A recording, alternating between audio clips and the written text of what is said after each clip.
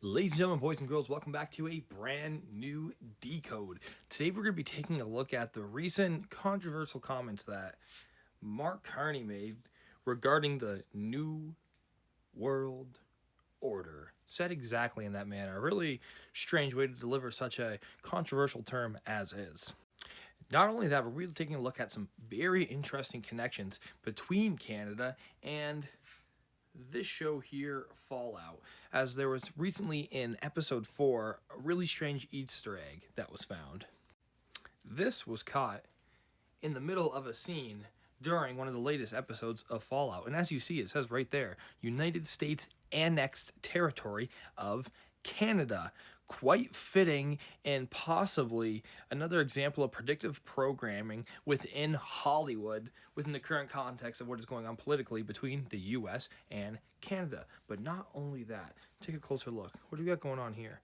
We have a date on this, the 15th of February, 2045. So being a numbers guy, you know I had to go right away and see if there's any numerical riddle playing out. And oh my, is there ever a very interesting one going on here. I went from the date that is labeled here on this annexation document from the day that Mark Carney made his New World Order comments. And that came out to a distance of 19 years and 31 days. Sort of like the year 1931. So I thought to myself, what happened in Canada in 1931? That just so happens to be the year that Canada achieved full legislative independence with the Statute of Westminster. Not only that, but the date on that annexation card, February 15th, just so happens to be the birth date of the flag of Canada. So interesting. Mark Carney proclaims the New World Order. Fallout is showing predictive programming of Canada becoming an annexed territory of the United States. And the distances between the two dates that are provided within these events point to a very specific year when Canada became free of British control.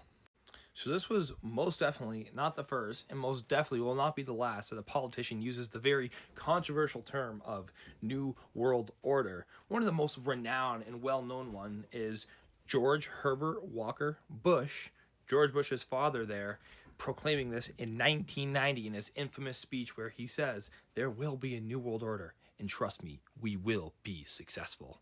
And as a wrestling fan, I always associate the New World Order too with the faction in WCW that took place in the 90s.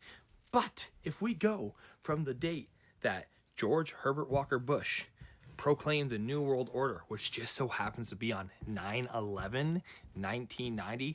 Quite fitting how it's his son that he then groomed during the events of 9/11, and he proclaims the New World Order on 9/11.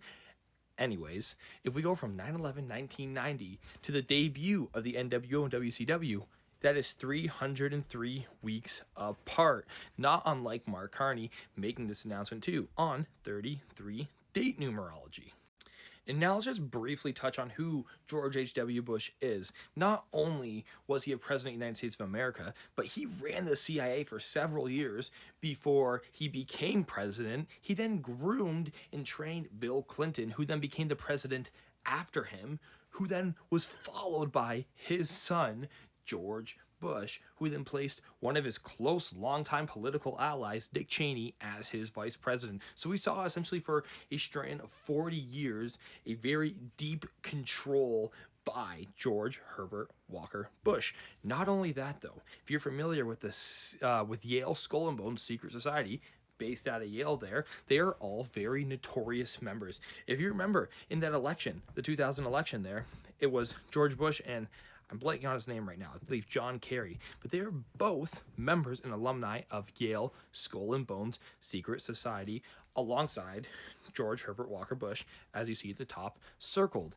And you see that little skull right there that they're taking their photo with within these rituals?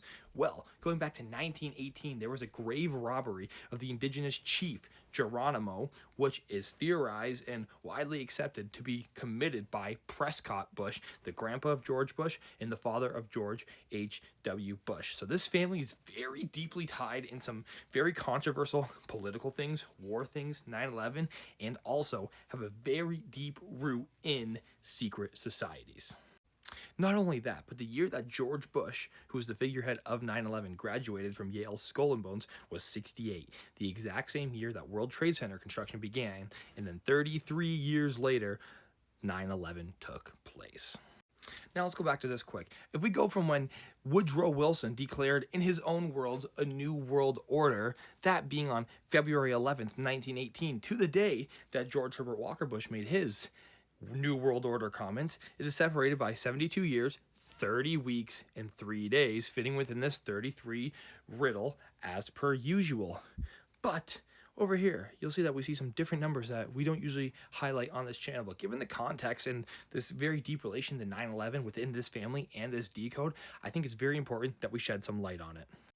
If we go from George Herbert Walker Bush's comments and declaration of the New World Order to the day that Mark Carney made his, it is separated by 35 years and 127 days. What does 127 mean? Well, I'm glad you asked. On 9/11, despite only 2 buildings being hit by planes, 3 collapsed, that being Building 1, Building 2, and Building 7, 127, which then George Bush later went on to coin 9/11 as the new Pearl Harbor. Well, what day did Pearl Harbor happen, you ask? Well, that was on December 7th, 127.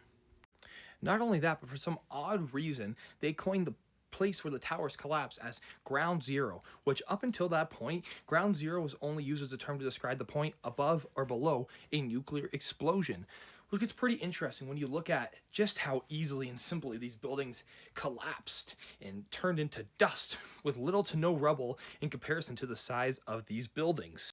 Many people speculate there's some sort of high-tech nuclear type weapon that was used to help dissolve these buildings as, don't quote me on this, I can't find the source, but I remember hearing this a while back, that on the Richter scale that measures earthquakes, the buildings collapsed and only registered as like a 3 to 5 story parking garage. Once again, don't quote me on that. Now let's touch on this last date duration here. This is going from Franklin Roosevelt's quotes of establishing a new world order, which he used the Latin term for, from that date to Mark Carney's New World Order Declaration. It is separated by 85 years and 9 weeks and 3 days. And once again, what does 93 mean? I'm glad you asked. If you recall, on 93, Flight 93 was one of those planes that were hijacked and involved in the attacks, which is very interesting since the first terrorist attack that took place at the World Trade Center was in 1993, which was the basement bombing, which the mainstream narrative blamed on the blind sheik, which his name in Gematria equals 93. Even further, if we go from the date that the basement bombing took place on February 26th, 1993 to 9/11/2001 when the towers collapsed, it is separated by 3,119 days, not unlike 3 buildings collapsing on the 11th of September, 3119. So now we see the very interesting marriage of politics, secret societies, major world events in Hollywood, all specifically pointing at things that are taking place in our world right now, centralized around a very specific theme of global domination and global control under one world government. And for those who have been paying attention, we know this isn't a new thing. Hollywood has always been involved in perpetuating new ideas far before they take place in the real world. And for those who don't know, the CIA actually has a specific Hollywood wing that they invest millions and millions of dollars in every year to put out movies and have their influence within it. Look it up.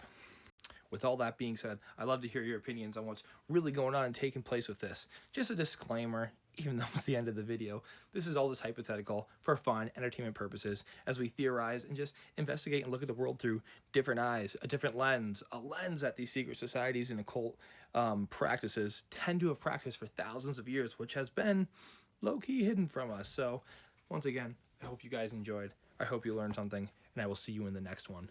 Too sweet!